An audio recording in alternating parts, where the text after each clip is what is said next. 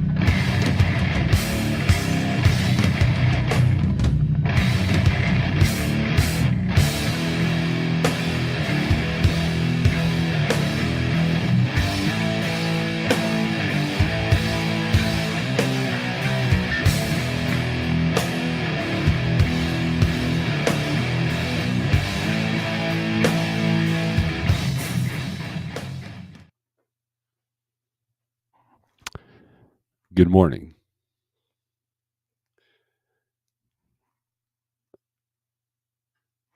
I got nothing. I got my coffee. Oh, there's the alarm for something stupid. All right, let's remove that. Good morning. It's like I turned the computer on and all this weird stuff started happening. I don't know what's up with Yahoo Mail, but to get ready for today's show, I was emailing myself and like only every other email is coming in with Yahoo. So Yahoo sucks. Yahoo, if you're listening, you suck. Anyways, we have a new email. It's snorelord@yahoo.com if you want to inquire about the show. David Everts, if you're watching, we're gonna figure out a time and place and hang out with you. Anyways, good morning. It's Friday, December 1st. So it is now officially the last month of the year, the last hurrah. Keep holding my coffee. I'm like, do. So,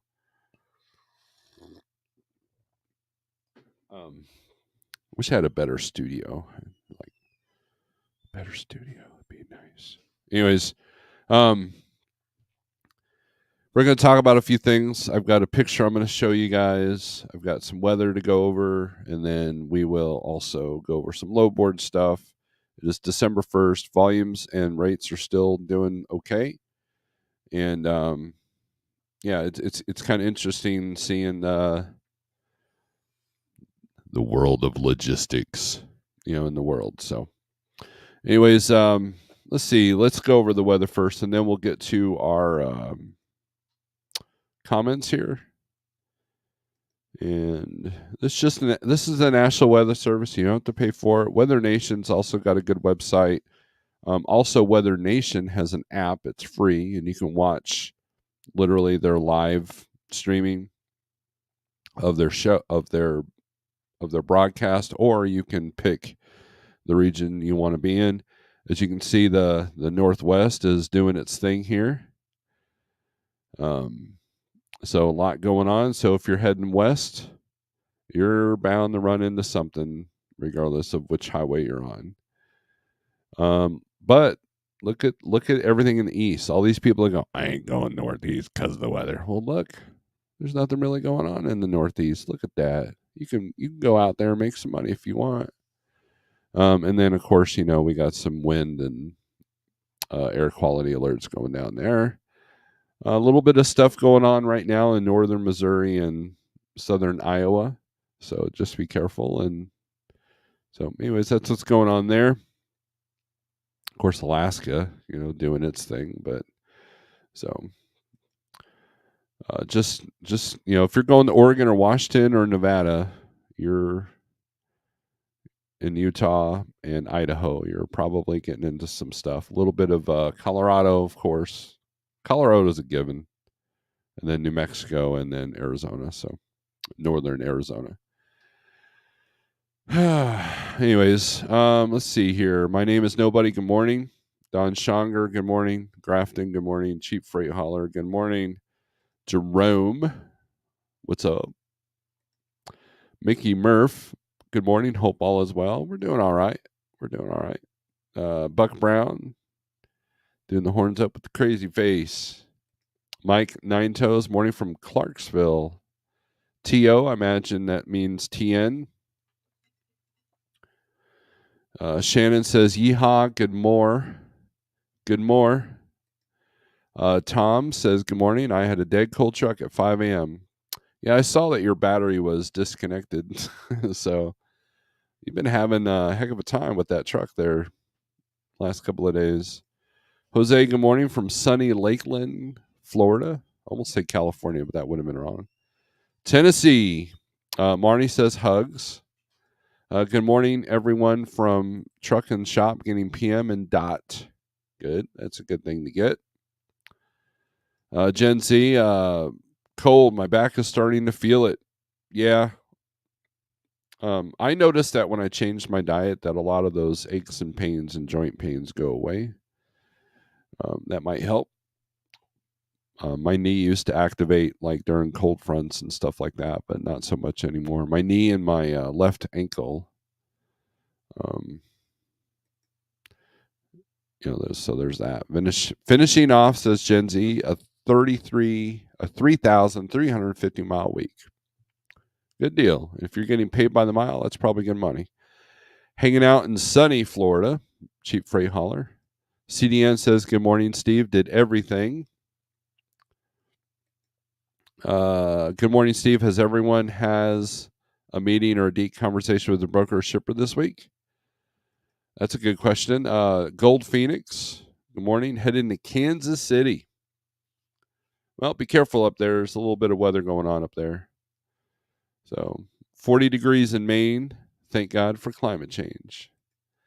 Day cab hydration is key. I'm assuming. I'm assuming there. Good morning from Vegas. You're in a good spot, hanging out. If you go into northern Nevada, though, you're looking at some possible weather there. So just hang out there for a minute. You'll be all right. What tour are you on? Or can you not say? Oh, sorry. Let's see. Let's go back to CDN's comment. Good morning, Steve. Has everyone had a meeting or a deep conversation with the broker or shipper this week?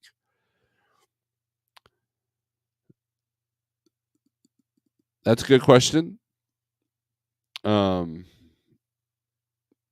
I doubt anybody did it. I have not talked to any broker. I talked to one broker this week. I booked one load, and the guy was pleasantly surprised of my clear communication skills. So there's that. Good morning, everyone. Trucking with T-Bone. Good morning. Hope you're doing all right. Oh man, watching on the big screen TV. Oh yeah, pumpkin roll. I can't believe watching this on the big screen TV is like here. I'll do this for you, Shannon. There. That was an extreme close up. John Kirkpatrick, did you do any hunting this year? No, I did not. The people I went hunting with, I kind of burned that bridge. And the new people I want to go hunting with, I have not talked to them. And alternative season is next. And I don't have proper tools for that, believe it or not. So, I mean, I do kind of, but I don't know. But I still don't have anywhere to hunt. And I'm not a big fan of public land. So there's that.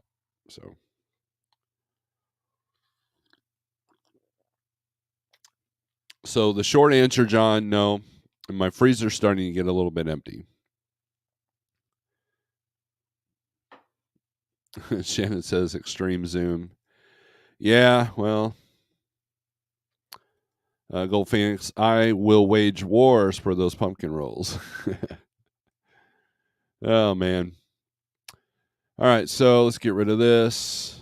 Let me show you guys a picture. The other day, Wednesday, Jackknife was talking about going into Flatbed. And I said, well, it's probably not a great idea. And let me see. Let me find this picture here.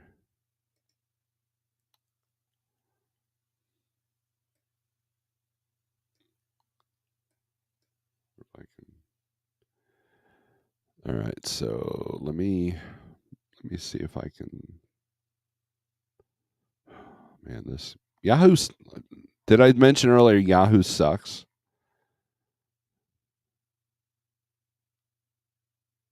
Let me go to downloads here, see if this pops up.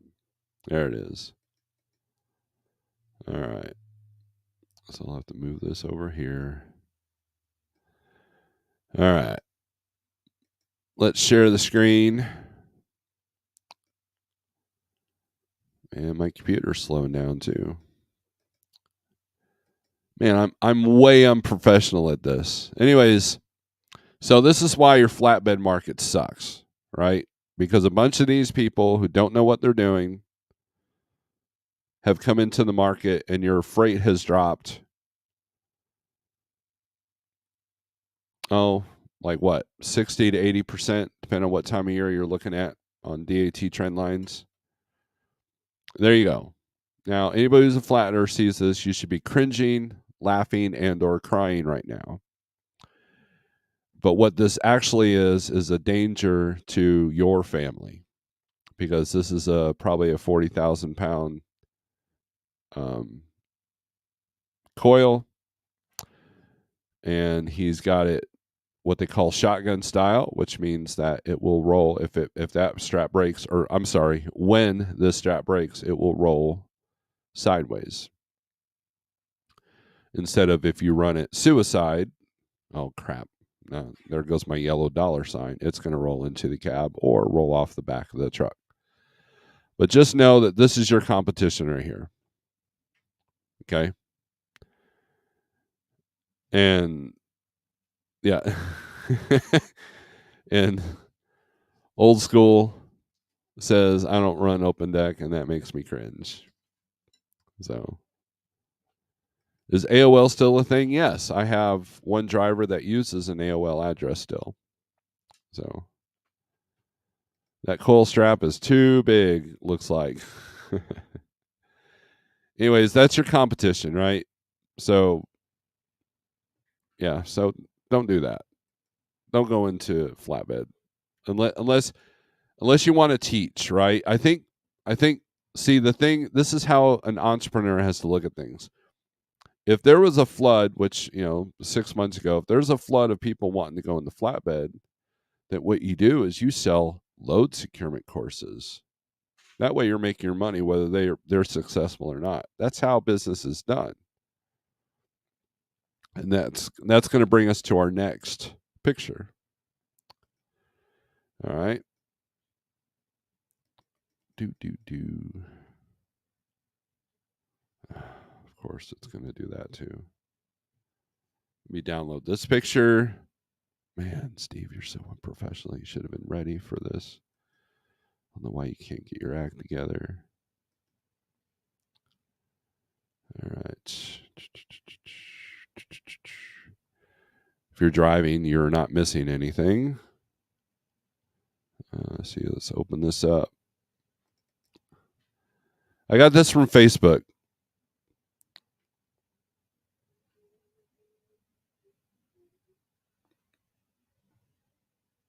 All right, present, share screen.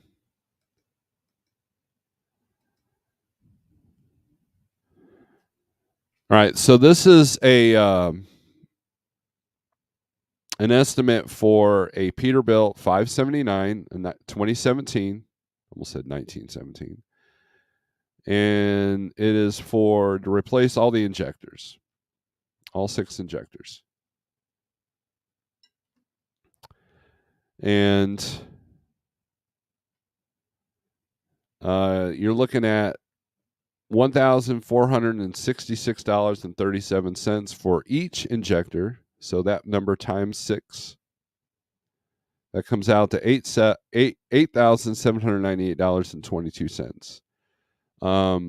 There's going to be 6 bolts, which cost 70 cents a piece. That's going to be $4.20. Then fuel injection, I'm going to say pipe. Is that what this is? But anyways, it comes out to $9,668.65 in parts and $2,660 in labor. So you're looking at 14 labor hours is what they gave this dude. And that comes out to about $190 an hour. Now it's a PACCAR, so obviously you're looking at, having to go to a dealership. And so the total bill for this, if this goes as planned, as they've estimated, and look, they're charging for the zip ties, they're charging for the brake cleaner, they're charging for the computer hookup, which most of them will usually deduct that, but I guess you got to hook it and test it. And then the environmental fee, which is $25, which is all the OSHA stuff, which, I have no problem with that because they got to dispose of the oil and the metal and the and everything else and the fuel. And so, so that's part of it, right? So anyways, you're looking at a total of $13,570.74 for 2017. I don't think I got the part where it says how many miles are on this truck. I think it was like 600 and change of how many miles were on this truck. Now, those of you who watch James Best, he was once at a hotel for 3 days, or for a week actually, because he had to have all of his fuel injectors replaced. Now, people say, well, why do you have to replace all of them? Well, you can replace one, but more than likely the others are going to be just as trash. So it's kind of like batteries. If you start chasing injectors, you're actually going to pay more in labor, replace one at a time. Whereas if you do it all at once, you start clean, you're good to go. Only if one fails, as far as like the new ones, then you'll only replace one, which hopefully that will be under warranty. But this is the kind of stuff that you have to worry about. This is not, you could be the best person at maintenance, you could be the best person at oil changes, all that stuff. You might baby this truck, but you're still eventually going to go through fuel injectors. Now, if you run your fuel, here's something that I did not know until it was almost too late. If you have a habit, and then there's a couple of people in this chat that do, if you have the habit of getting your fuel tanks down to where that low fuel light is always on or on a lot, you're hammering your injectors. You're making it harder because even the cleanest tanks will have some trash down there. And so anytime that you get close to running out of fuel or you have run out of fuel, you're playing with fire on your injectors. And so if you want your injectors to last longer, I look at a quarter tank as empty, right? In the wintertime, I try to be no less than a half. And that's hard. One of the challenges that a lot of our drivers face at Like Trucking is that we get paid after every load. Well, if you're doing nothing but shorties, you can either get fuel all at once and then be in the negative on a load or two, Or you can get fuel for every single load, but then are you counting for deadhead if you're using that method? What I did is I just got fuel for pretty much the whole week. Now, granted, when I was running, one fuel bill wouldn't wipe out the revenue from a load, because I was making an average of $1,000 a day running just locally.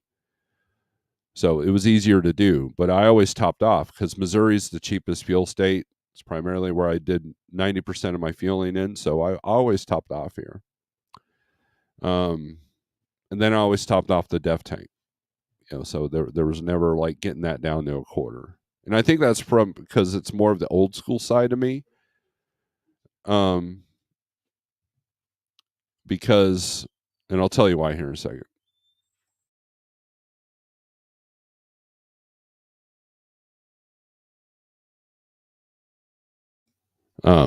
Because back when I got my first truck with DEF, it wasn't at every fuel island. It wasn't at every station.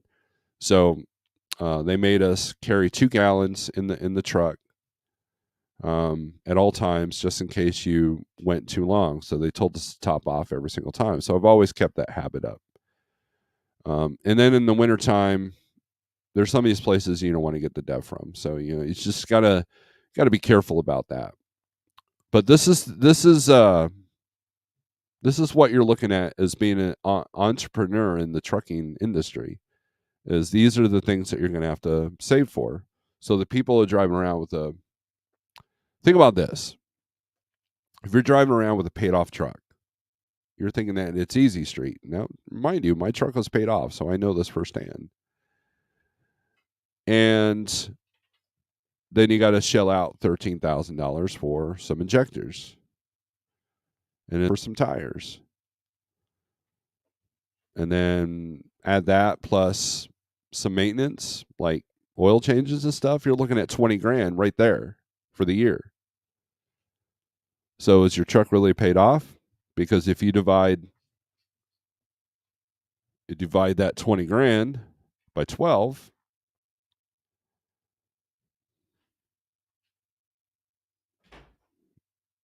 that comes out to $1,666 a month.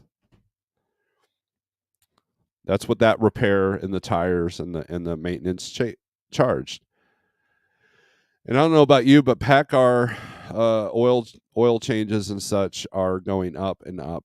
They were at one point I can get everything done for $400, and then it turned into $600, and then towards the end it turned into $800 because I was still maintaining the truck as it sat.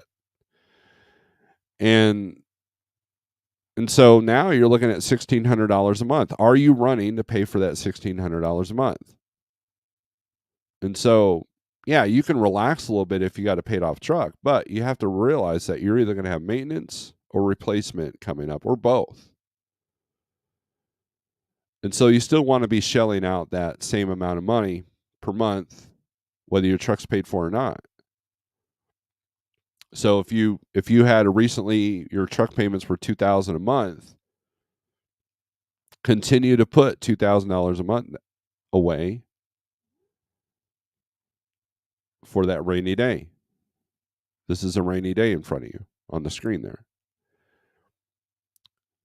Because if you don't, and I saw this at Landstar all the time, because if you don't, guess what?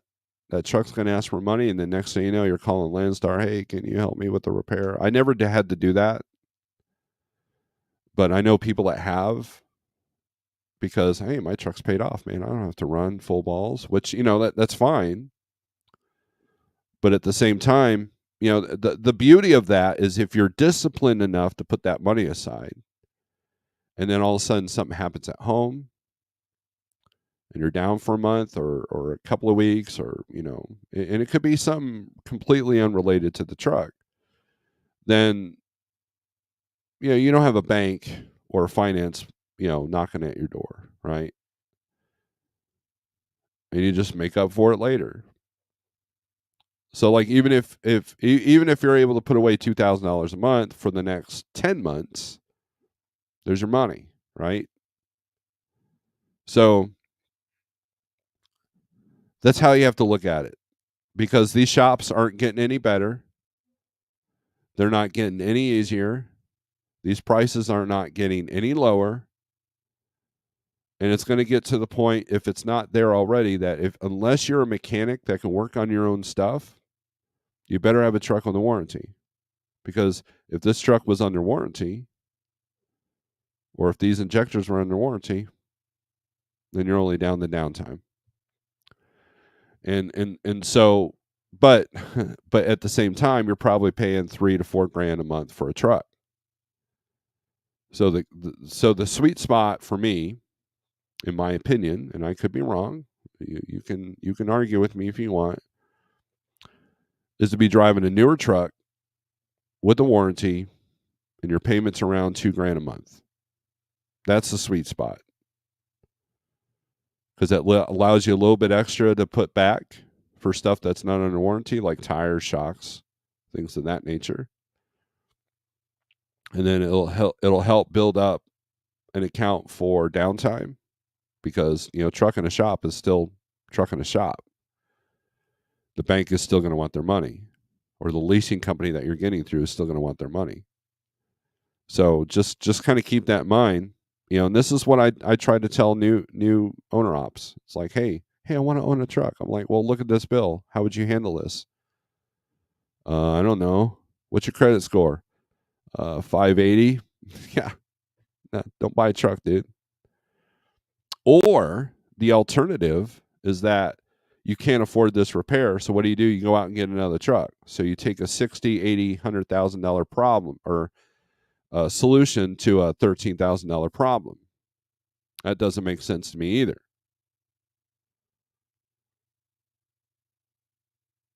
There's a time to upgrade and a time to fix it, right? These aren't your TVs sitting in the living room. You don't just replace it when it goes down. The new car market is making sure that you have that. Like, new car prices are insane. And so this disposable, I'll just get a new car every 3 years. Well, guess what? That's not working anymore.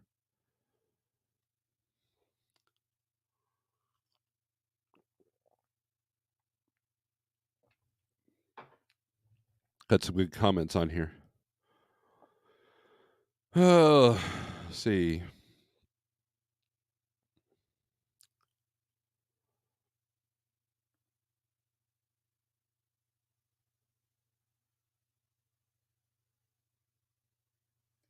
Yes, there should be chains on that flatbed load I was showing. Yes. Pigtails in the house. Good morning. Too big to strap down. Let it ride.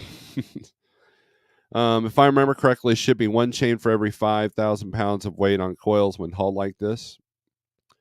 Just focus on gravity and forget the rest of the physics based on principles of that load. $1,400 is a good price for a PACCAR injector. Ask me how I know. Ouch, you think that $190 an hour, they could include some of these things. Well, Tom, some of it's worse. A friend of mine told me that Little Rock MHC was at $250 an hour. Can I bring my own zip ties? Yeah, save 50 cents. MHC KW Memphis is $235 per hour. Wow. Henry Duncan, good morning. So let's do that math. Let's say this guy was in Memphis, $235 a mile, $235 an hour for 14 hours.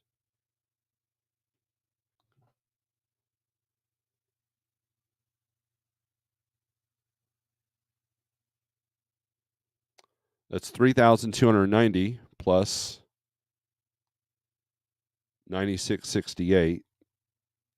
That makes this what am I missing there?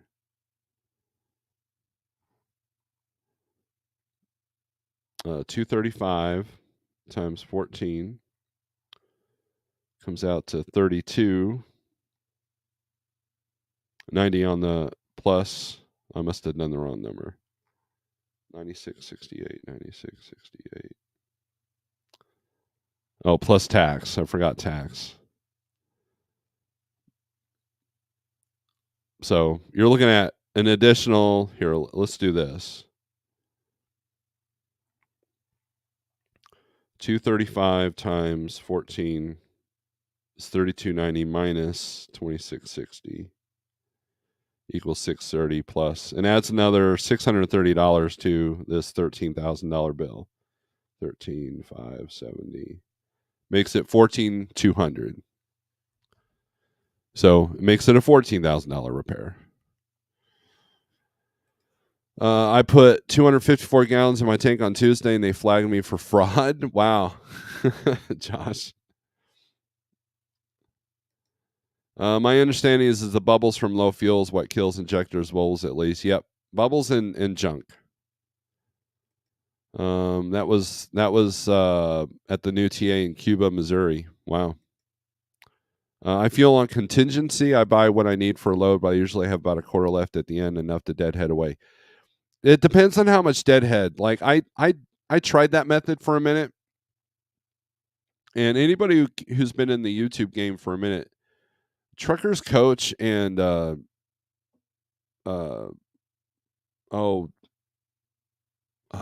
what's the trucking guru guy? Pigtail Engineer, you know, they were having a tiff over because Coach had mentioned that he fuels for each load. David Rutherford, and you know, there's always, that's one of those arguments, right? The debate of, you know, whether you should fuel for each load. I do a little bit more, right? Depending on how much data. If I'm delivering Miami, Florida, you're going to want to have a little bit more than a quarter tank in your fuel, right? At the end of the trip. You got to account for that. And just because you're empty doesn't mean you're going to get great fuel mileage. It could be a winter blend. It could be the wind. You know, I remember I had to go bobtail to get a trailer, one of Like Trucking's trailers in Abilene, Texas. I thought, man, I'm going to get killer fuel mileage. I could barely get 7 bobtailing all the way to Abilene, Texas. And I was like, I should be in the 10s. I mean, the first load I ever did in the green truck was a light load of empty bottles going to a place in Glendale, West Virginia. And I was like, I was at like 9.2. It was killer. I loved it, especially from the truck I was coming from. And so I thought, man, I'm going to bobtail. You know, even Jeff was kind of surprised by that because he's like, well, you know, and so I burned through more fuel than I thought. And that's when fuel was at its peak in price. So, or getting close to it. So it was, you know, you in the terrain and everything matters as well. But I always, you know, I might not top off the tanks every time, but I'll at least, I usually at minimum get 100 gallons at minimum. And especially important to run a 25 micron filter in the Davco for the MX-13. Do not run any smaller micron filter. It will definitely starve the injectors again. Ask me how I know. There you go. You would have to buy tires and oil changes on a finance truck too. Yes, that is true. And so if you're if you're looking at $4,000 a month truck note, well, tires and oil changes, you know, you're not going to get tires every year, but you're looking at least a couple of grand a year in maintenance, right? So Jose said, I just paid off my truck and put in the new clutch, and now I start a new payment for maintenance. There you go.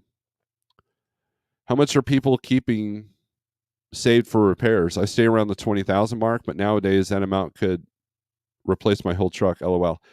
So that's part of the problem that we're facing, is that there was a time where if you can put back 20K a year, you're fairly golden. But man, you could blow a turbo and blow your DPF system in 1 year, and it blows through that. And so what I'm seeing from personal experience from people I talk to is that nobody's saving anything back for repairs. They're barely surviving. They're either paying themselves or the truck. They're not doing both because there's not enough meat on the bone. DOT knows it. I would like to see the stats on the out of services and the maintenance inspections that have happened in the last 2 years and the increase in them. DOT knows that you're not able to take care of that tire. DOT knows you're putting off that shock. DOT knows that you're probably hoping that ABS light goes out, and they're gonna rack you for it. But most people I know are paying one or the other. They're paying themselves or they're paying the truck. They're not doing both, and some can't even do that. They're not paying themselves or the truck. And that was part of my rant on Monday. You have business owners that don't even know how to keep the lights on in their building. You know what I mean? That's where we're at. And that's what this market does. A down spot market cleanses. It's just taking longer to cleanse this time because so many people came in when the rates were really good. And I was talking to somebody yesterday about TMS, about keeping track of your numbers, and I was telling this person, I was like, dude, most people don't do that. I endorse Truckin' Pro. I used Truckin' Pro in the past, and I've used Truckin'. I still have my Truckin' Office account, and which I'll probably delete that here soon, probably in the next couple of months. But the reality is that most people don't even know their numbers, and so when they have a $6,000 or $8,000 repair, they don't have a way to pay for it because their credit's shot. What do you do? T-Bone says, I bought this new truck right out of the gate, 2.5 weeks in the shop. Yep. Hey, the only truck that's ever put me on a tow hook had 9,000 miles on it. Luckily, it wasn't my bill at all because I was a company driver at that time. Oh, yes, I had a conversation with some brokers, and we agree that we can't agree on a price. Scorpion, good morning. Steve and everybody watching from Indiana, waiting to be unloaded at 8 a.m. on my third stop of 14. We'll end up in New Hampshire next week. I'll be in touch soon. There you go. Scorpion making it happen, making the big bucks. Alfalfa, morning all, getting unloaded in Denver with Black Rifle in hand. There you go. Black Rifle, coffee in hand. I think that's what you meant. I fill up. I hope you're not sitting there, sniper mode in Denver there at the dock. I fill up where cheapest fuel. I don't understand the fuel per load. Why pay extra money and time? Maybe someone can explain. That's another element, and that's something I won't explain because we get in the minutia, and that's not what today's show is going to be about. 2013 Cascadia says, Dio, I can only drive my truck in gear 6 through 10. Transmission has to be taken out to repair, which obviously not inexpensive. Since transmission is out, I'm replacing the clutch, $7,000. Yep. Jose just spent a big chunk of money on his transmission. Now, my clutch was, I think, $4,000.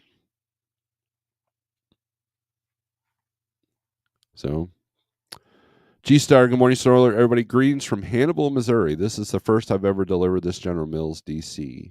Hannibal, that's up. Yeah, I think I've been up there. That's north, right? Tom, that's the best time to do the clutch, Dio. Gold Phoenix, that Freightliner one box bankrupts people. It does. It really, really does. And if, look, when I was at Snyder, when I went through orientation, I think I was the only owner-operator in there that didn't have a Freightliner. And so they came in and they started talking about how important, the managed maintenance account was, because at that time, Freightliner was not putting warranties on the one box. Something that if a part that was under warranty would make the one box go out, then they would cover it. But if it was just the one box itself, they warned us back then it was like $13,000. I imagine that the same thing's probably $15,000 now. And that's something that I was like, wow. So you literally have this $15,000 axe looming over you at any moment that could drop at any time. And if that's not enough for you to track your numbers and to make sure that you got money in the bank, or at least a good credit score to be able to take care of that, then you're probably not thinking this through.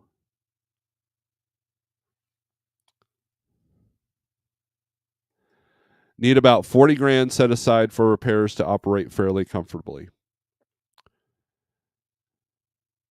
Yes. So your truck's not really paid off, is it? Right? Jose says, I don't remember how to pay myself. Chocolicious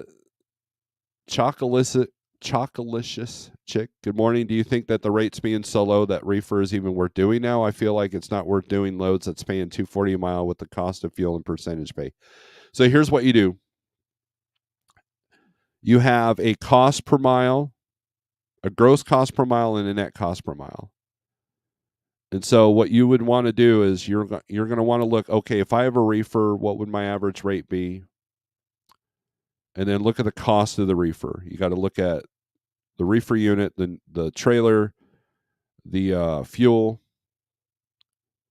You know, you have to be kind of selective. You don't want to sit on a frozen load for 6 days. You know, that's only paying, 15 grand or no, 15 grand, 1,500. You know, so what you're going to do is like, so we did this math with one of our drivers. He switched to reefer, and annually the reefer came out to it allowed an additional 38,000 gross, and then it upped his expenses by 17,000. So you do the 38 minus 17, that dollar amount is what he netted more by having the reefer trailer. And then that's the number that's going to make you ask, was it worth it? Now, if you know nothing about running a reefer, then you're going to struggle with some lanes. And what one of the things that you want to keep in mind is that January and February, literally the week after Christmas, is the worst times for a reefer. Reefer won't pick back up until March or April. You know, and Tom is in here. He can attest to that.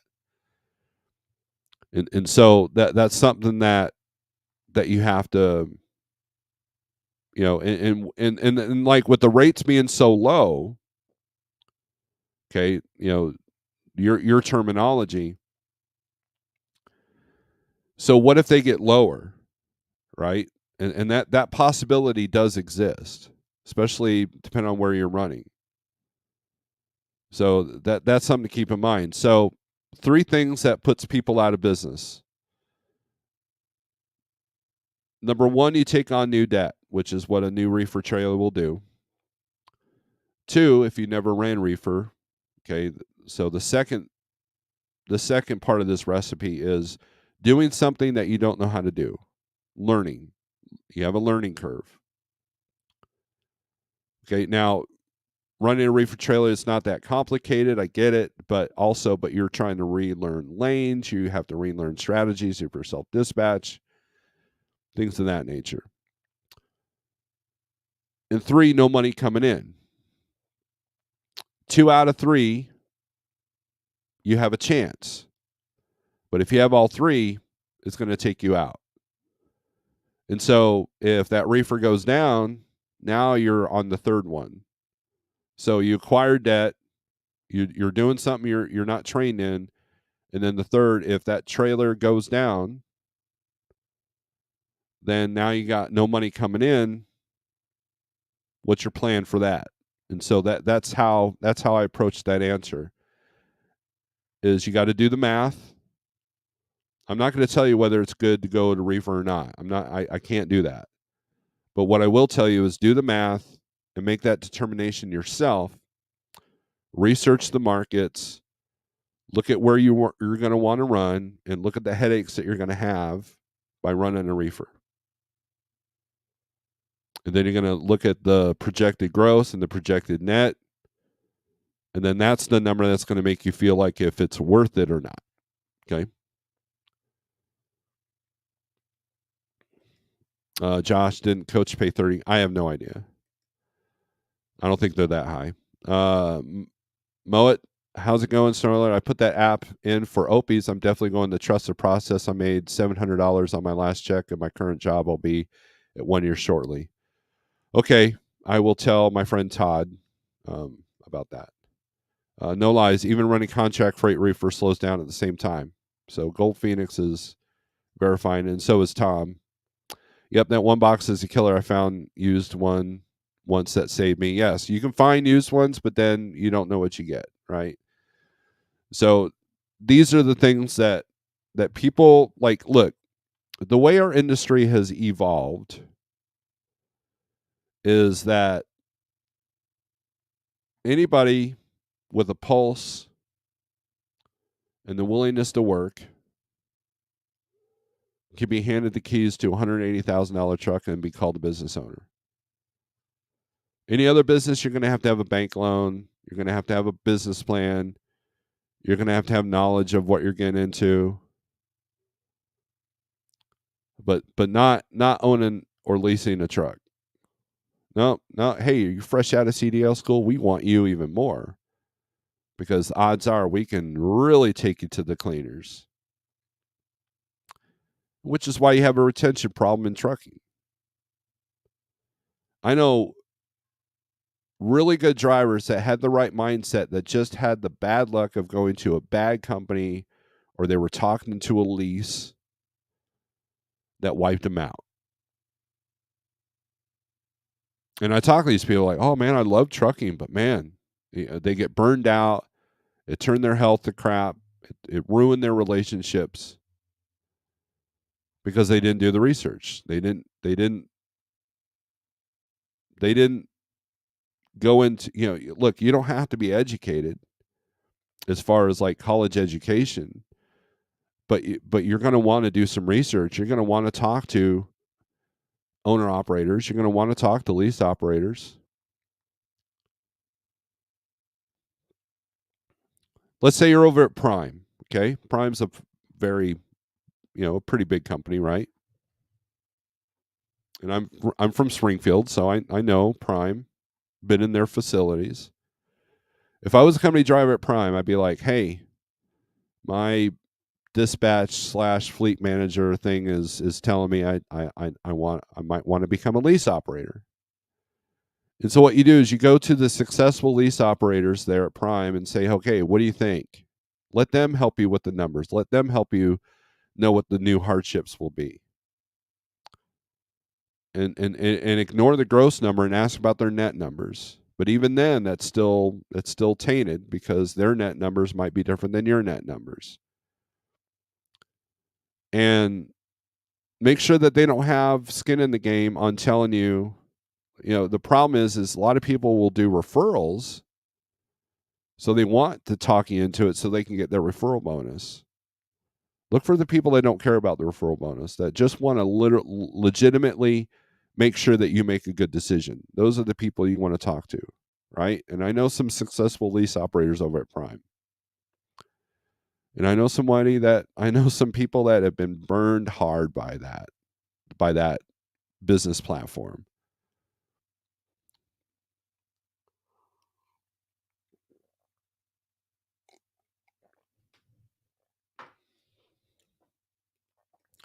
Tom says, I do pretty decent, I think, with the reefer here at like some struggle here and there, like everyone else. Here, but it's manageable. I also found a truck Freightliner for $25,000. It has 650,000 miles. Do you think I should pull the trigger? I can park it and still work for a company job until rates go up. I'm not a big fan of that. Again, I'm not going to tell you yes or no, but here's what I don't like about it. The truck still needs to be insured, so that's going to cost you money. Okay. Depending on the year, if it's got DEF fluid, that's going to age. Truck sitting around is not good for it. Ask me how I know. Okay. And I know several people that have quote unquote spare trucks. And it's a headache, you know. I mean, just because you think it's a good deal doesn't mean you have to take advantage of it. That's the problem with our society today is like, oh, you see this thing online, you're like, oh, man, that's a really good deal. And then you're spending money that you don't really need to spend. And I also need to do the video about why, questions you should ask before you decide to become an owner or lease op. But trust me on this, at the end of January, you're going to have newer trucks with less miles for about the same amount of money. And so here's the thing. So let's say you buy that truck, okay, and you still work your company job. What if the rates don't go up? What if they don't go up for another year?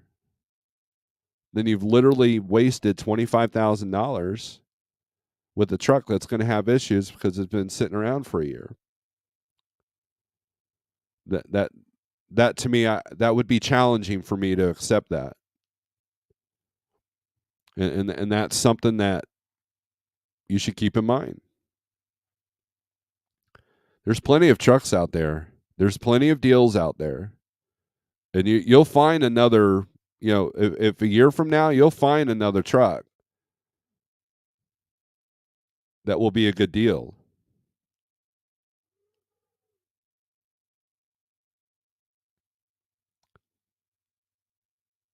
Because you have to have plates for that truck. You have to have insurance for that truck. And people are going to be, carriers are being more selective too. So the people that park their trucks to run a company job for a minute, that's fine, but that still looks on that's on your MVR, right? How many jobs you switch, and a lot of companies are now like, hey, if you switch jobs more than twice in a year, we don't want you. So there's that element as well. But this would be a challenge for me to accept, to buy anything for $25K that's not going to make you any money. So let's go back to the recipe I just had. So you go into debt, $25,000.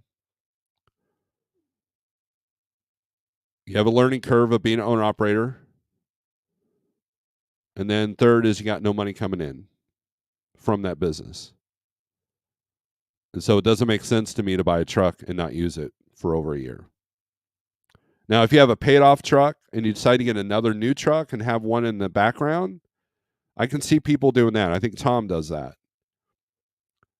But that can also bite you later, because if you never get to the other truck, that truck sitting is going to be a problem. My trailer sitting was a problem, so I sold it. My truck sitting was a problem, so I sold it. Would it be nice to have that backup truck? Because I could have worked this week. Yeah, it would have been nice. But you know what? The amount of repairs that were coming down the line on that truck, I didn't have the capital for. Why? Because I had been running it for a year. Dispatch does okay. The safety pay does okay, but not enough to maintain a truck. So your company job is going to have to maintain a truck and your home and whatever else is going on. So to me, that's not a great idea. But again, you have to look at the pros and cons, and I don't see any pros to doing that, because there'll be other deals on trucks, probably better than that one. So people come to Prime thinking they know everything already. They like to learn the hard way, usually. At least that's how my students have been. Yeah, and you can see it in the videos, right? You see these people start new YouTube channels, and they have these grand. I once saw this chick that she had this grand plan to have 9 trucks, and she hadn't even started her first lease yet. She was still going through orientation. I'm like, yeah, good luck with that. You have no idea. You literally have zero idea of what you're talking about. But Gold Phoenix, you know what you're talking about. Prime still does it, but I was able to finish up somebody's lease that jumped out early. This is way back in 2013. Afterwards, I was like, no thanks. They still do that. If you turn a truck in the remainder of the lease term, that's what they advertise for it. Do, I'm running a 1,000,000-mile truck. I know what I have and prefer running my truck because I'm not continuously being pushed by a truck payment. There you go. And so you weigh the pros and cons, and you've established your business around that. Like, you know what? I don't want a new truck payment, but I recognize the fact that it's going to take some money to keep on this truck. So there you go. I was kind of convinced to try Reefer at the leasing company I'm at.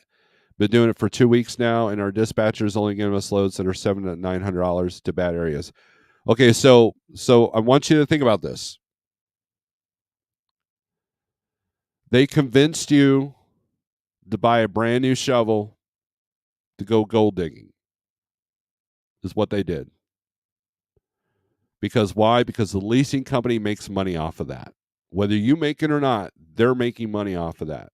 And if you turn the trailer in, no sweat off their back. There's 15 more people that will be willing to sign up for that. So you have to look at the intent. When someone, hey, you want to go in the reefer? You'll get a little bit more money. Yeah, the person giving you the reefer trailer is going to make more money.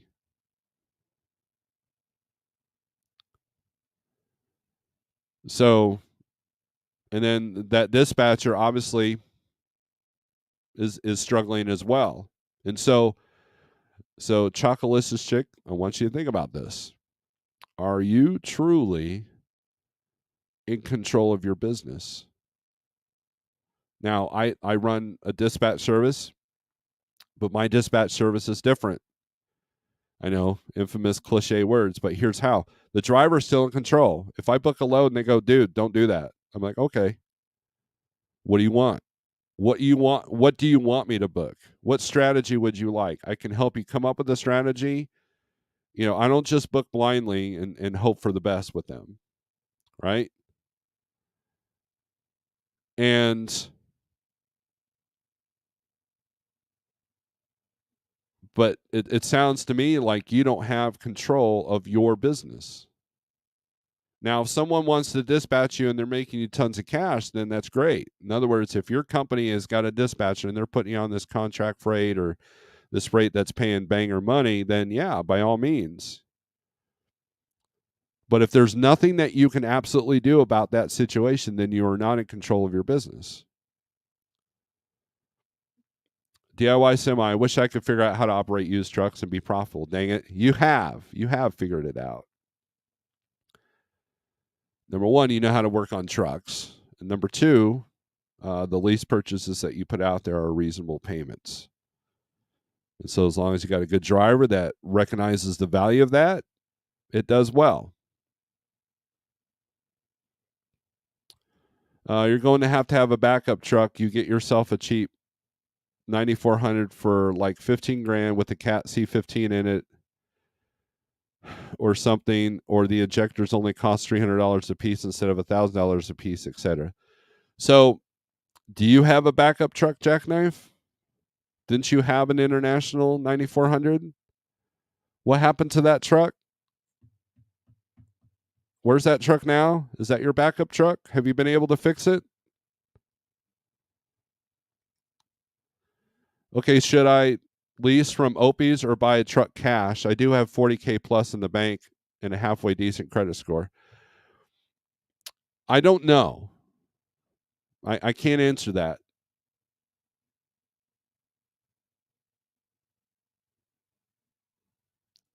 I I don't know anything about Opie's lease purchase program at all. I don't know anything about it. So that's a question that I will not answer. The struggle is real, right? DIY. I think my message about used trucks is this: if you have a used truck, just know that you can't be complacent. And I think that's the reality. I saw it at Landstar all the time.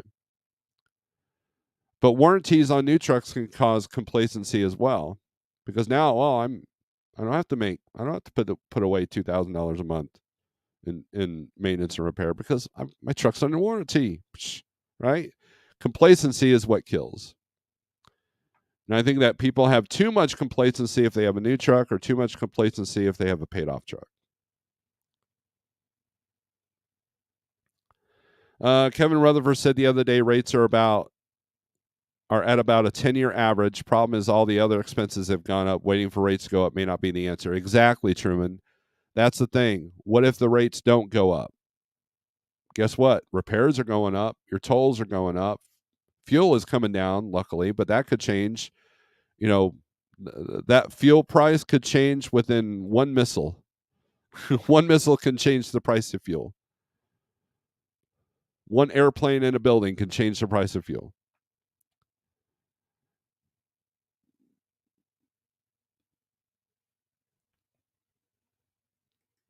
Never enough. Morning, sir. I'm a company driver making 68 cents a mile, doing about 3,500 miles a week. If rates are so low, why is my company giving me a weekly bonus for staying out every week, begging me?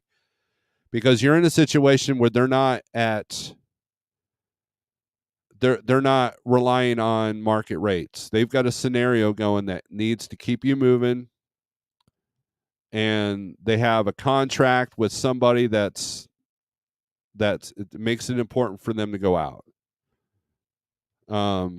So let's do some math on that. So if you're doing 68 cents a mile times 3,500 miles a week, you must do a lot of dropping the hook, by the way, or it's $2,380 a week before taxes as a company driver.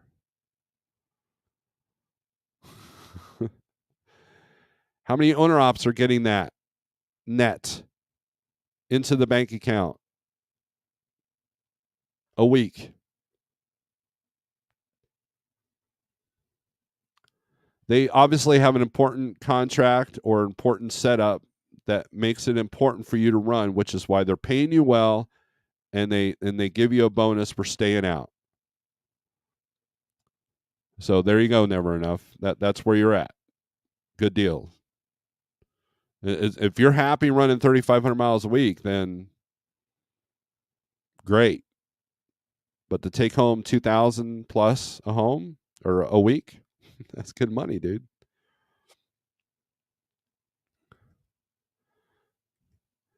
I like having a dispatcher, but there's no trust. It isn't worth it. I just got a new dispatcher after 4 years, so I'm back testing the waters.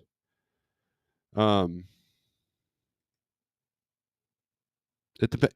Like, look, as a company driver or lease op that's dispatched, it's important to have a great relationship with the dispatcher. When people ask me, "Hey, Steve, I want to use your dispatch services," we have an interview.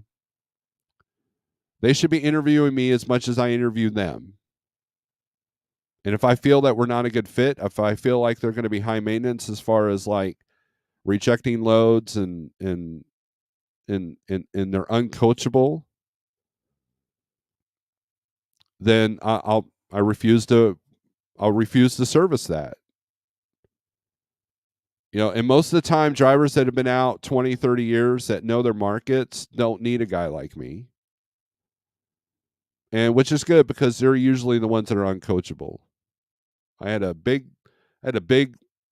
hubbub with a driver that was from an outside carrier like last year, and we went round and round just to book his first load. And the guy told me over and over and over that he trusted me. Well, he didn't, and he shot himself in the foot several times. I'm like, look, dude, I'm out. You're gonna have to do this yourself, because he was literally uncoachable. And I did the numbers for him. I said, look, this is how much money I would have made you. This is how much money you're making by not listening to me. But driving 20 some odd years, he was set in his ways, so you couldn't pry his mind open on that. And the dude had no room for error. He had a huge truck payment and a huge trailer payment, reefer trailer. And I'm like, you ain't gonna make it.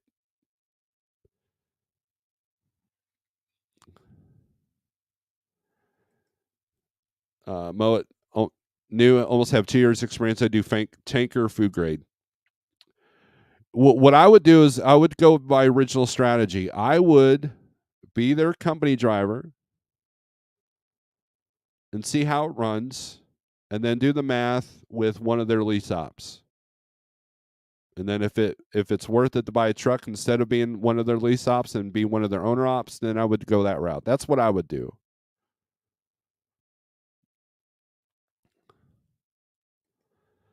Anyone ever do the math that little NE box is only about as much as 3 months payment on a brand new lease purchase truck? That's another. Well, I mean, I mentioned earlier DIY that some people throw $150,000 at a $30,000 problem or a $10,000 problem. There's a middle ground. And you've done math and you've found the middle ground. So you're saying I need to hire a driver for my truck that's sitting, right?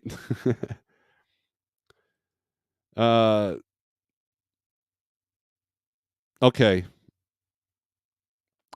Jackknife says, if I were you, I would do a really easy, simple lease walk away program, something you can bail out of without affecting your credit, just to try it out and keep saving that money.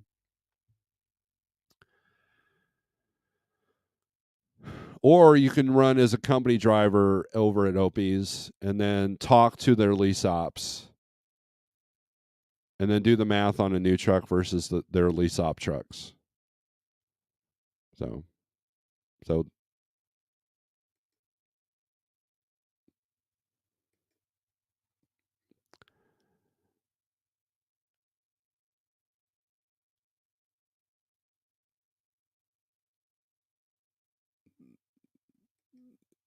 I want you to ignore Jackknife TV's advice.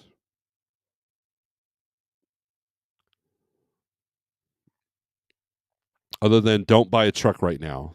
That's the best advice he's given you right now. I make more money than I know what to do with, says cents per mile. There you go. I'll help you with that cents per mile. Drop and hook company driver gang among. There you go. Quick hit.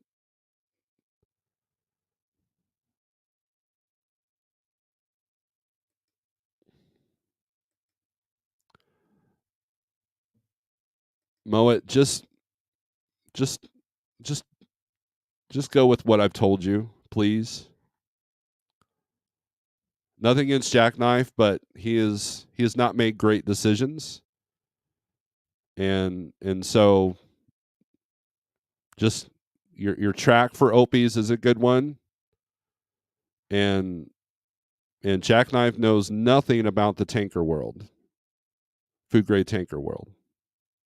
So there are people at Opie's that can help you out with those numbers.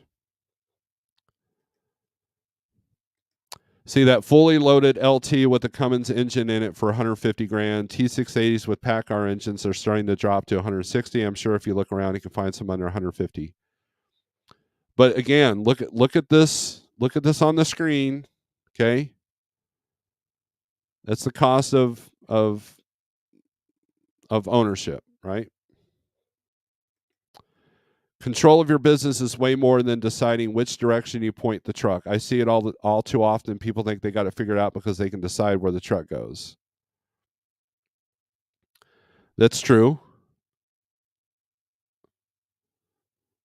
But if you can't even control where the truck goes, then you're already out of the gate. You're at a disadvantage. You're absolutely right. LOL. We're pretty much glorified company drivers. The dispatchers mostly show us loads they think, and then there's a language barrier there. It's a mess. You just need to get out of that situation.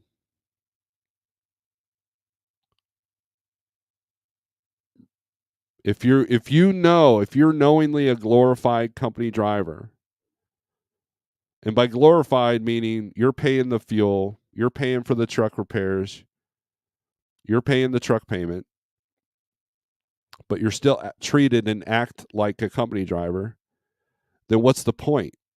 Because I know people that were lease ops their entire career that have nothing to show for it when they retire. Zero to show for it when they retire. Do you want to add that to that list? There's a lot of companies that will convince you that that's the way to go. That's the real way to go, and it's not. You want to be a business owner? Be a business owner.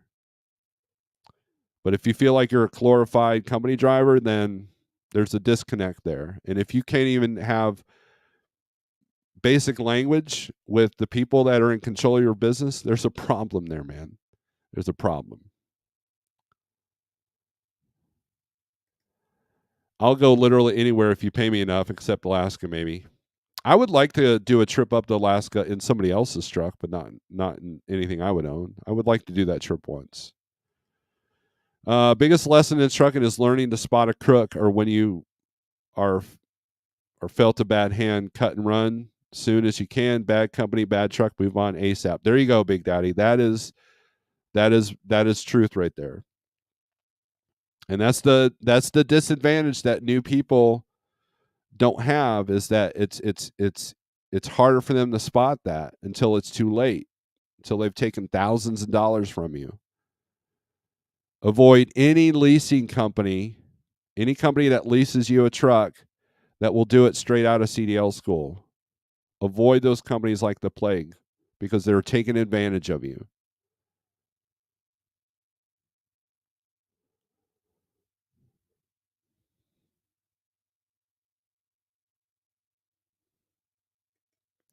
How much time do you have left when low fuel alarm comes on? Reefer said at -10. I'm in Ogalla, Kansas. I have no idea on the Reefer. Maybe Tom can answer that, or DIY.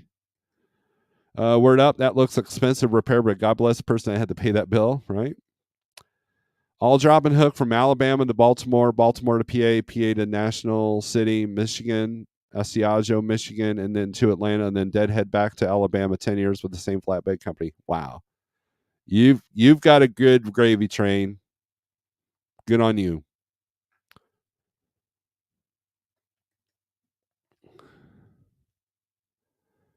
Okay, Jackknife's giving some decent advice here. Don't touch the 40K. Don't buy a truck. Stanza Transport. Mo, it depends on where you're located. I know about Quality Carriers doing those lease purchases deals, mainly out of Chemical Row in Houston, Texas. Is the fuel really low? Night Ranger, you're right by my house. Stop and top it off.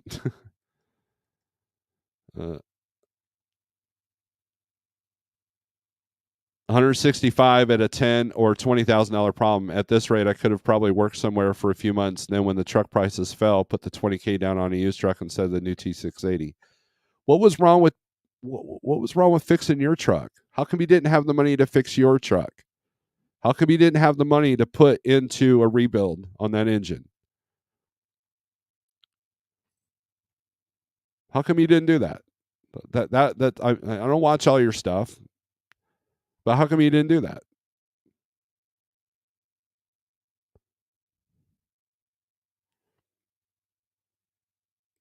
Sage says, stay company right now and take a business class. There you go. I got you, Snorelord. I'll list to you. There you go. I mean, look, we all love Jackknife. He'll take a beating, but he's got a high truck payment on a platform that's for a company that's got layoffs looming, and that truck has injector issues. PACCAR knowingly is putting out trucks with injector issues.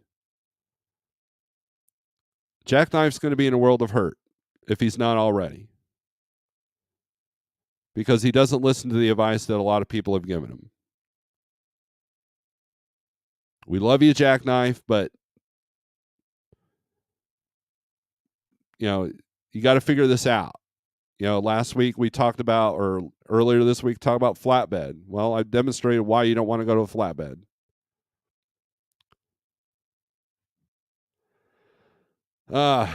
Liberty says, trust the Snorelord. You can check out my channel as well, but right now, company drivers honestly are making more and are better positioned in owner ops and solo carrier operators, especially if you're running off the spot market. Southbound says Jackknife's decision making is almost an internet meme at this point. And Jackknife's taking it all in stride. No coincidence that the first folks to struggle are the ones with the large truck payments. There you go. And so I mentioned DIY. The sweet spot is a newer truck with a low payment, right? Warranty with a low payment. That's the sweet spot. And that's difficult to get to.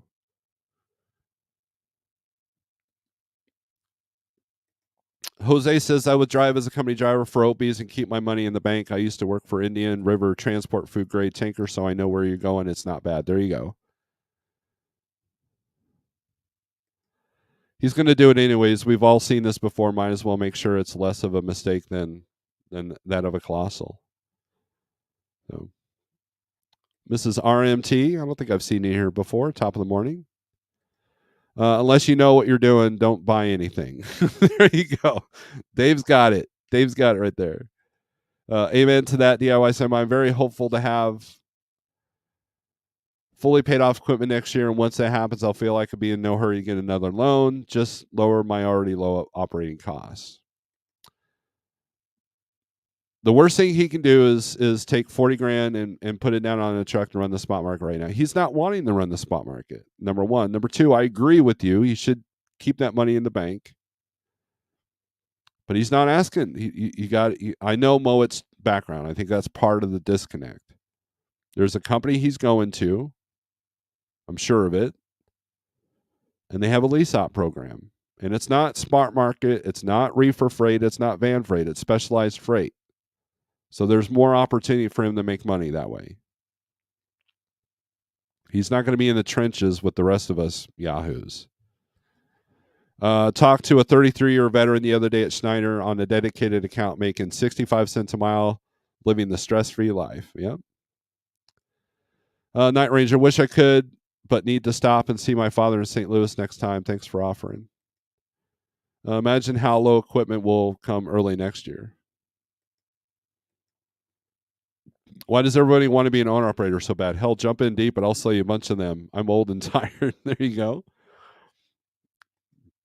Don't keep pouring good money into bad. Jump out fast. Go back to being a company driver. Get out of the industry completely. Don't pour 30 grand into a 9400 or get a new truck with a 46. There you go. That's the best advice Jackknife has ever given in his entire life. Right there. There you go. Finally. We finally got you steered in the right direction, Jackknife.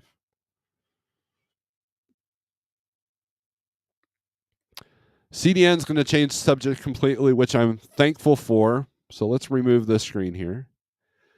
How many people booked with a broker this week without using a low board, but based on your relationships? That's a great question. I only booked one load, and it was with a low board. So there's that. It was actually the 123 low board. These all-nighters will make you an old man quick.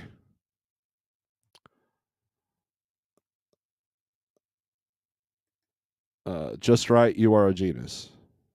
He knows. Dave and Pam are good people. If you guys don't remember, Overtax Minnesota is now just right in the Ozarks. We gave them opportunity when they moved up here, and we've been friends. And they got out while it was good. They were able to make a profit on their truck and trailer sale, and made a profit on their house sale, and they're living pretty good right now. So, in a great area too of the country. So nobody else come to the Ozarks. Nobody. Quick Hit says I'm a stress-free genius. And look, at the end of the day, I mean, we joke about that, but here's the deal, man. I'm going to leave your comment up because I like it. It's okay to be a business owner, but how much stress are you willing to put up with? Do you have the mental fitness to become an entrepreneur? I know people all the time are like, dude, I don't know how you do it. How do you know that there's a $5,000 repair looming at any moment? How do you live with yourself? How do you sleep at night? And stress is the number one killer. It's literally the reason why you do bad things to your body. It's literally the reason why you do bad things to people. Is stress. Your cortisol's all jacked up. You're not eating right. You're not sleeping right. And you're forced to make decisions that may or may not be in your best decision, best interest. And there's a right way to be an owner operator, and there's the wrong way to be an owner operator. And at the end of the day, on your deathbed, at the end of your life,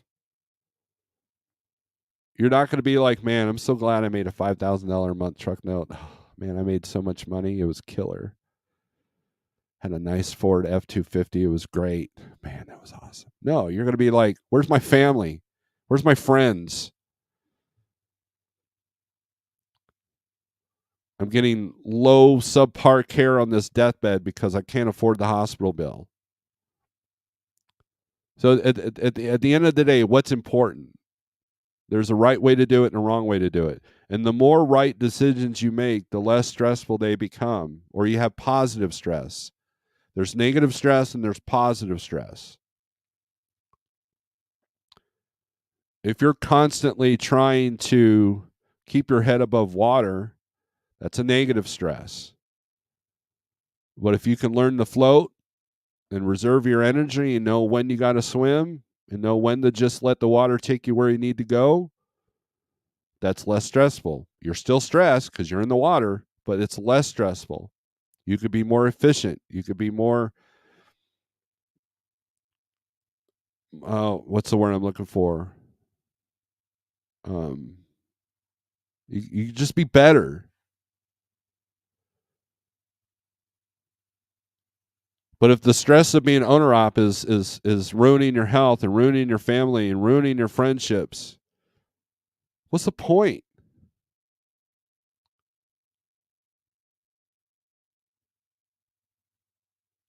And you know what? There's so many people and companies in this industry that will take advantage of your emotional state. They will take advantage of your pride. They will take advantage of your ego. They will take advantage of the fact that you don't have your finances together. That's how they make money. Seriously. Do you think that every company out here you think every fleet owner or every CEO of trucking company have got good intentions? Anytime that someone wants, hey, you could be a business owner right out of the gate, right out of CDL school, you think that they have good intentions for you? No. Their only intention is to make money off of you, not running freight. You. You make the truck payment. You make the trailer payment. You pay for the fuel. I don't have to insure you. And I'm going to tell you where to go because my salespeople got a really good contract deal, and I need you to be manipulated into doing what I want you to do. And people sign up for that every single day because they can't drop their pride, they can't drop their ego, and they get greedy and they see those numbers and think, oh man, I could gross $300,000 a year, not realizing that they're only going to net not much more than a company driver.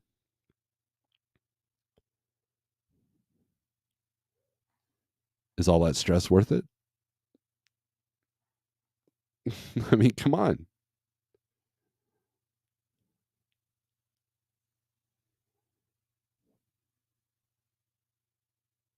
So there you go. Now, if you enjoy the hunt, like if you're self-dispatch in the spot market and you enjoy the hunt, you're willing to do anything and everything, you're still making money right now, regardless of what the expenses are doing. If you're managing your business and you're prepared for the breakdowns and you're prepared for rates to go even lower, then you're probably not as stressed out. I remember talking to a driver who was always stressed out. And he was sitting at the shop, literally pacing the walls, freaking out. And he's like, and I told him, I said, wouldn't you want to be in the position of being at a shop in the lounge and just watching TV or whatever and not being stressed out? And he goes, yeah. I said, well, let me help you help yourself so you don't feel that way. And he was uncoachable. And stress killed him, literally. He is dead.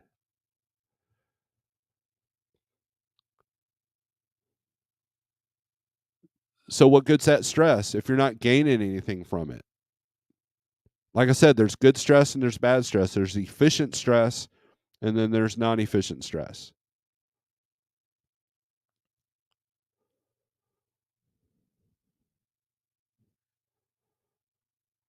There you go. It's that simple, really. And there's so many people, so many companies, so many leasing programs that will take advantage of you.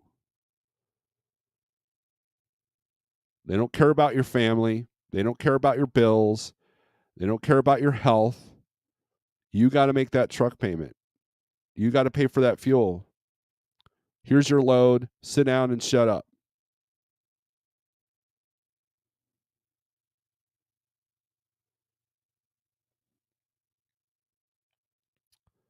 So there you go. Liberty says, CDN, I'm finally getting to a point where I can literally stay busy with options based off of load availability emails. It's much nicer than using a load board. I guess I should put something out about the horrors of lease purchase programs, the lies employers will tell you just to get you hired in and about. There you go, Jackknife. That's the direction you should go. Almond, good morning. I asked you this question a while back. When did you know when you were ready? I'm ready now. I've got the cash to buy a truck outright, maintenance saved up, and a year's worth of salary saved up. Number two, question number two is, how did you know the company you went to was the right fit for you besides word of mouth? So I was able to talk to people at Landstar. Landstar is where I went. And the appeal to Landstar was that I would be in control. I could dispatch myself. And I talking to other Landstar drivers, I knew that there would be a learning curve. So I made sure that I was set up to where I can accept that learning curve. And so for me, it was about the freedom. It was about being able to work as hard or as little as possible, or not as much as I wanted to. And the mindset changed that if I'm working over the weekend, it's for me, not for somebody else. And so it took 6 years for me to get to that point. And at that time, I was only aware of Landstar being the only choose your own freight kind of place. I did not know about Schneider Choice, or I probably would have went that route. But I still would have bought a truck and went there instead of leasing one of their trucks. The Schneider Choice board made it very easy, to the point that I left Landstar and went to Schneider with my truck.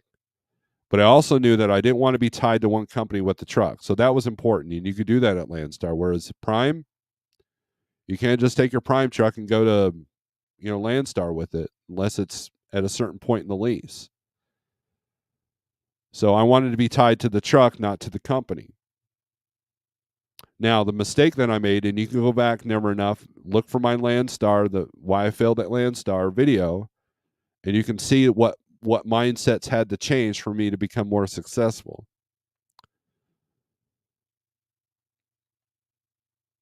So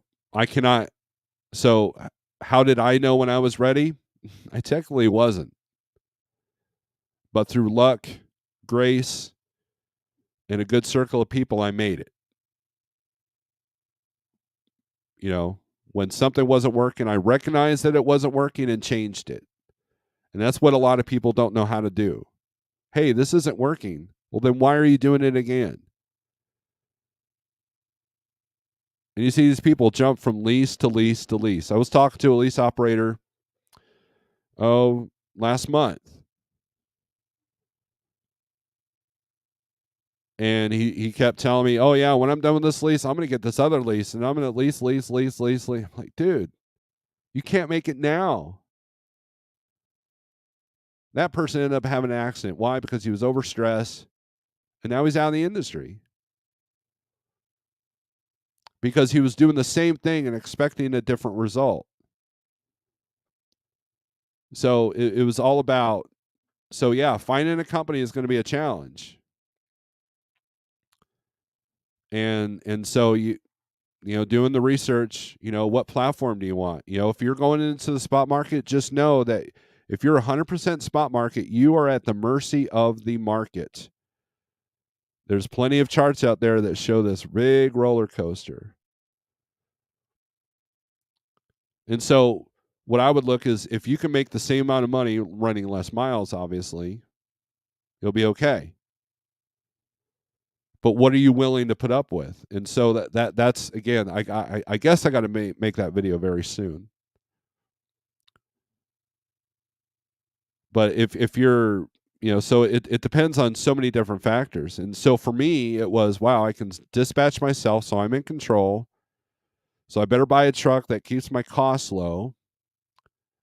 And then the worst case scenario is that I lose a $60,000 truck, my home intact. If it was too stressful for my wife, I could easily sell the truck because I won't be upside down in it in a year. That's how I looked at that. And so you put yourself in a situation where if you have to get out of the truck, you're not upside down in it. Jackknife is upside down in his truck and will be for the next 4 years, especially if the used truck market goes down. So he's looking at a repo if he decides he's going to give it back.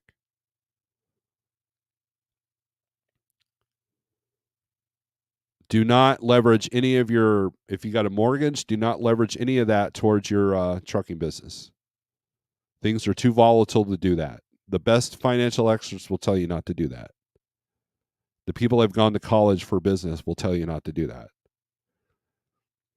And so that's kind of that's how I looked at it. Would it have been nice to have a new truck? Yes. My career, 6 years I was a company driver. I was in 6 brand new trucks. Got a new truck almost every year. Every other year. Well, I take that back. I was in 3 brand new trucks. A new Volvo, a new T660, and a new T680. And then I had 2 other trucks that were kind of, but I was new, so I had to earn my way up to a new truck. Each of those 2 new trucks didn't even have 20 miles on them when I got them. And then I went and made it. Now I'm making a truck payment on a 600,000-mile truck. That was tough. But you know what? That's what I could afford, and I've got the resilience to deal with that. That's where gratitude comes in. Was it my favorite truck? No. Was it the best truck? No. But you know what? It ran. It never put me on a hook, and it got me to my second truck, which was way better, way more comfortable, what I actually wanted, and allow me the freedom to make the moves of buying a trailer and go over to the spot market, recognizing that the spot market was going to be volatile. And my worst case scenario was, I'll just go back to Snyder. No big deal. I can make the trailer payment. The trailer can sit while I go back to Snyder. That was my backup plan. I always have a backup plan. What's the worst case scenario? Make sure that doesn't happen. There you go.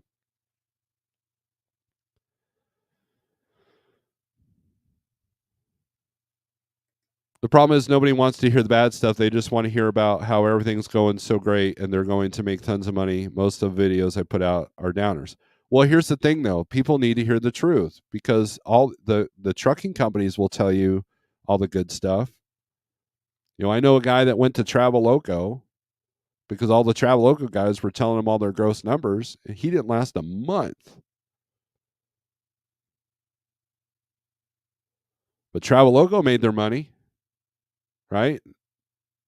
The company made their money. This is not a knock against Traveloka. I'm just using that as an example because there was a time in our little YouTube universe that everybody was going over there because the big YouTubers were all promoting that company. Do you know why they promoted that company? Because they made money to promote that company.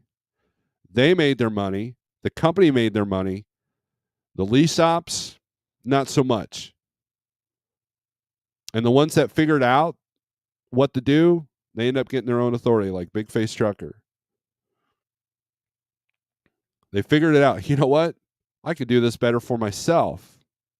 And they did. But everybody made their money before that decision was made.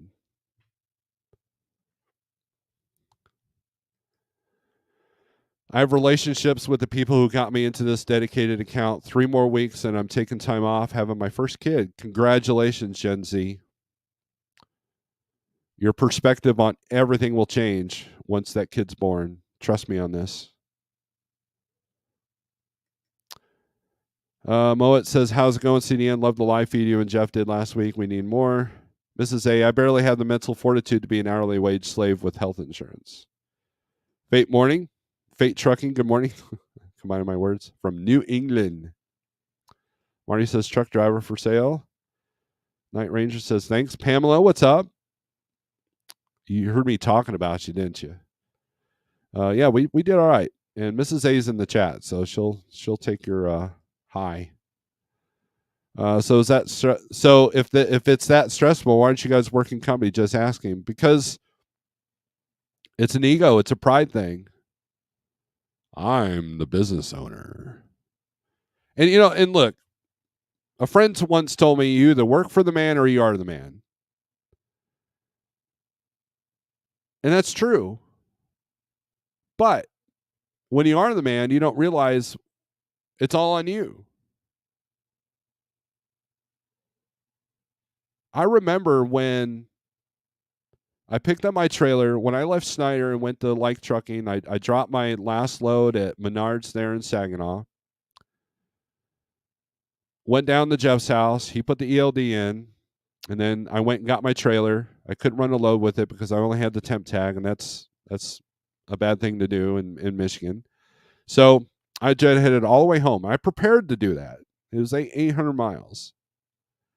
I remember the first night I spent the night in my truck. It didn't have a Qualcomm looking at me. At Landstar, I still had a Qualcomm. At Schneider, I had a Qualcomm. And seeing just a little Galaxy tablet there, going, wow, it really is on me. And I remember feeling that. I remember feeling that weight of, wow, this is legitimately all on me, man. And while Jeff would help, he's not, like Landstar will pay for repairs, big repairs, if you're good with them. Schneider will give you some alternatives, but this is it. This was all me, and I remembered not to take that lightly. And I think that most people that make decisions to just buy a truck, go work for somebody, they don't realize the amount of stuff that they just made a decision for, the amount of weight that's on your shoulders. And some people thrive in that, and some people don't. It's like freedom. Freedom comes at a cost. Yeah, I had freedom to choose where I wanted to go, but there were times when I had to go places I didn't like going. Why? Because I had to make money. That's the thing. I never go to Dallas. I never go to Chicago. I never go to New York City. Okay, but what if it's the only load that will rescue your business? Would you do it? And 90% of owner operators I know will say, no, it's not. And then I'm like, okay, you can't be helped. Because as an owner operator, I've done plenty of stuff I didn't want to do. I ran plenty of loads that sucked. I ran plenty of areas that probably wasn't the best areas. Why? Because I knew what it took to run my business.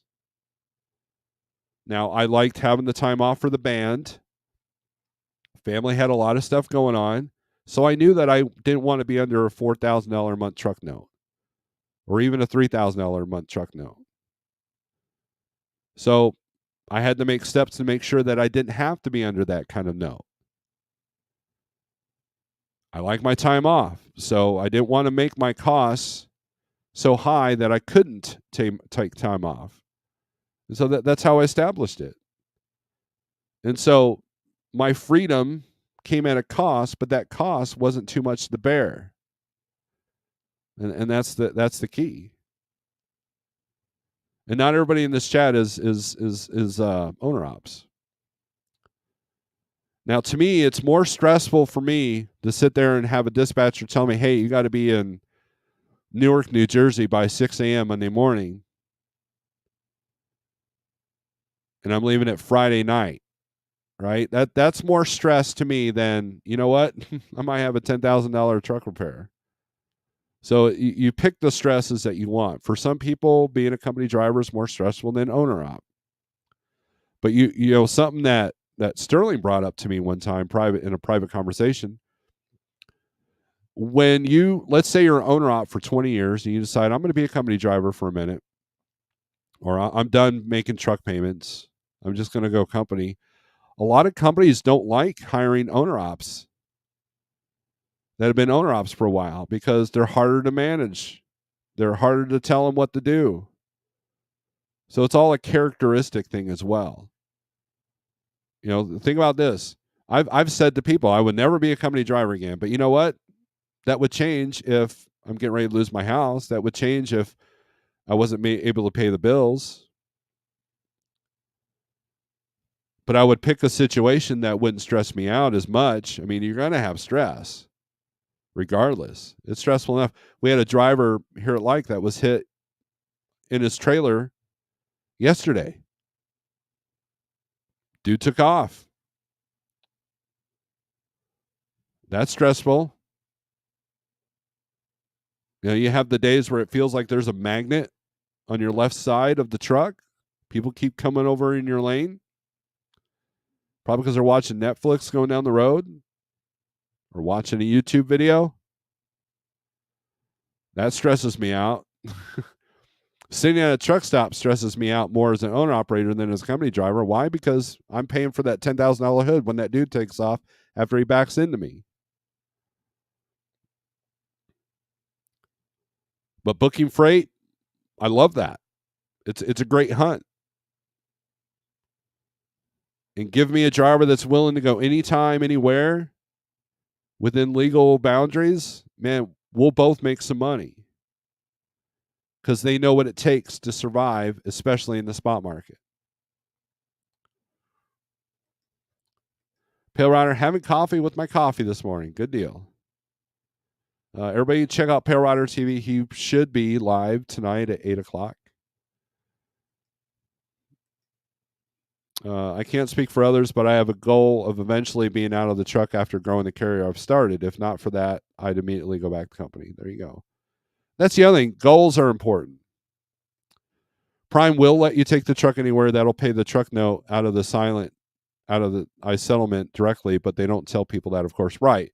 Because Snyder's figured out that, wow, people want to leave here with the trucks that we've bought. And so they've made it harder and harder.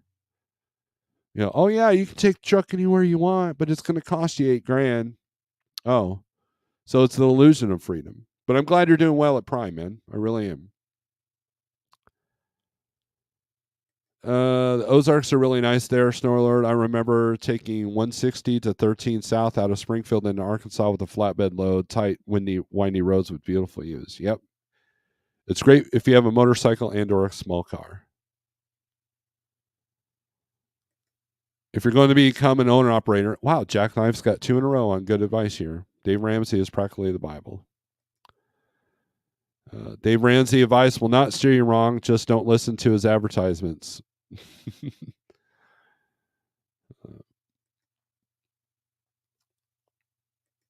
Be a valuable asset to the company, and you will be the man working for the man. That is true. Quick hit. Out of all the dispatchers I had at my company, I got along with all but one, and that one didn't last. And it was a scratch your back kind of a deal, and I was a trainer, so I was valuable. And I was an asset to the company. And so there was a time where I was going through a very tough period in my life. And I said, I need to be home every weekend. And the deal was I would run as hard as they needed me to, and I would tell them when I wanted to be home. And that worked. And I didn't complain. I wasn't the Chihuahua. Yap, yap, yap, yap. I did what I was told. But at the same time, I wanted them to trust my judgments as well. In my case, before COVID, I had a fleet of 3 trucks, 2 employees. Things were on the up and up, and I made a hell of a lot more than a company driver. What happened to that?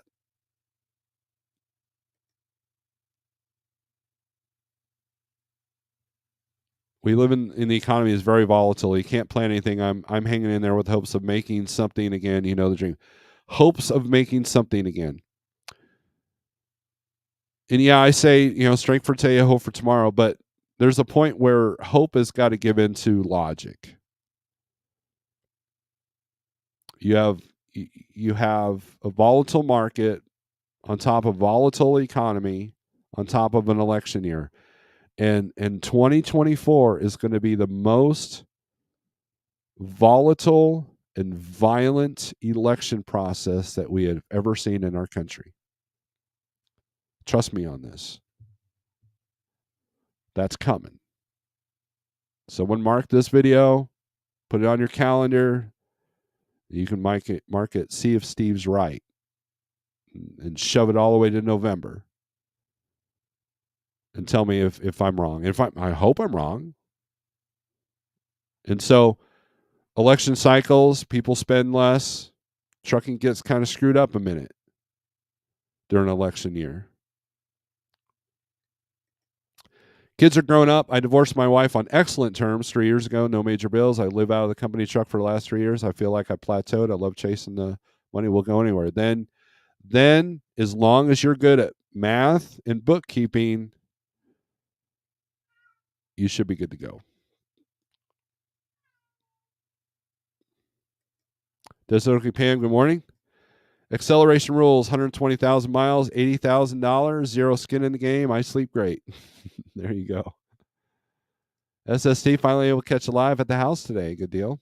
Remember when a cardboard box made a cool fort? A piece of string is all you need to entertain a cat. Simple times. Yeah, but now we go to PetSmart and there's like 50 million gadgets.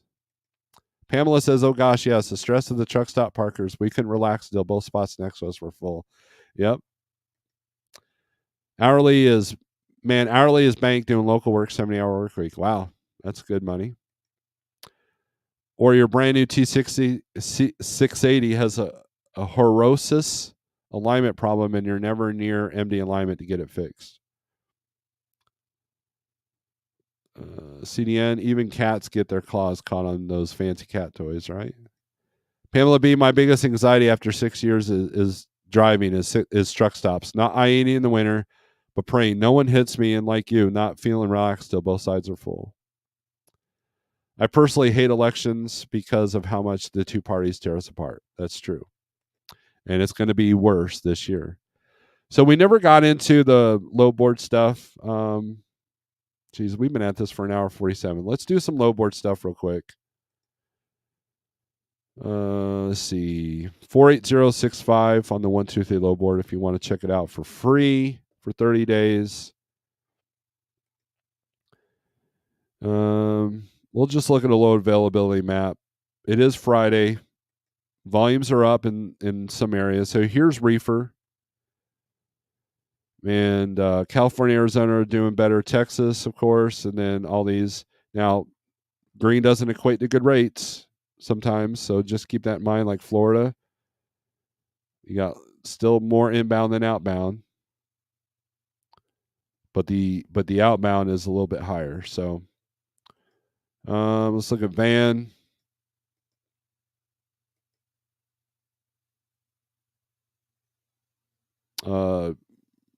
California is turning south pretty quickly. And a lot of yellow. So Missouri softened a little bit.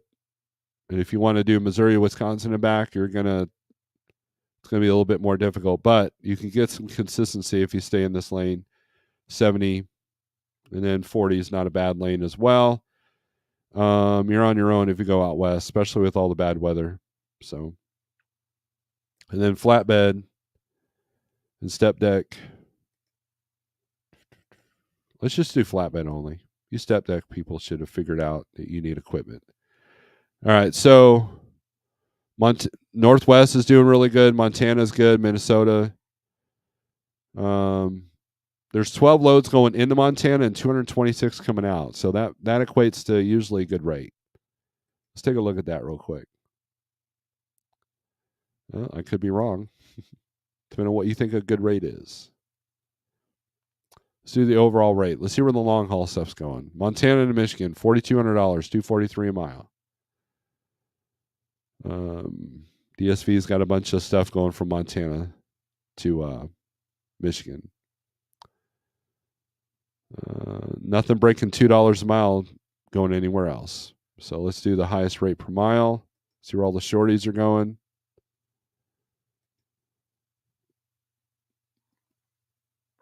Montana to Utah, Montana to Idaho, less than $1,000 a day. So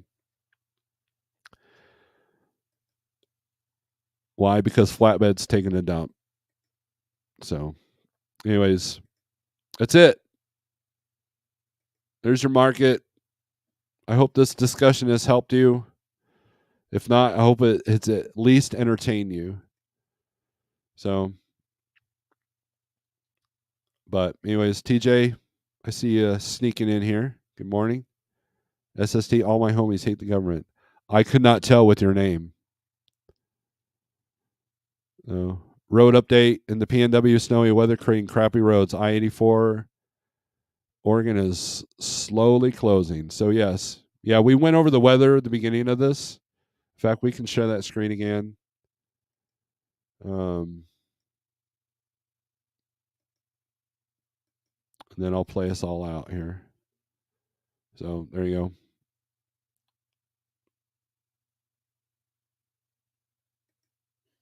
Copy that. There you go. There's your weather alert. So if you're driving up here, let's take a look at this. So if we go back and forth, this is not worth this. so just keep that in mind, right? So Pamela says, I do miss trucking sometimes, not the stress or yucky truck stop showers, but the freedom and travel. Yes, I do miss that part. The times when it was stress-free, I miss that. But too many people have ruined that. Too many companies have ruined that. So, but you know what? If you're still out there in the trenches and you're doing well, good on you. And that's what I'm here for is to help people maybe make a more honest decision so they're not being taken advantage of these companies that will take advantage of you. So with that being said, strength for today, hope for tomorrow. We'll see you Monday. If not, I might do a live feed. I know I say this every week, but I might do a live feed on this channel Saturday. If not, I'll at least do one on the small channel, Snorelord OG. Make sure you subscribe. I will comment in the chat. Make sure you subscribe to that. If you're into the tools and stuff like that, I just posted a video about holsters. So holster clips, actually. So with that being said, strength for today, hope for tomorrow. Aggression turns to screws. Peace.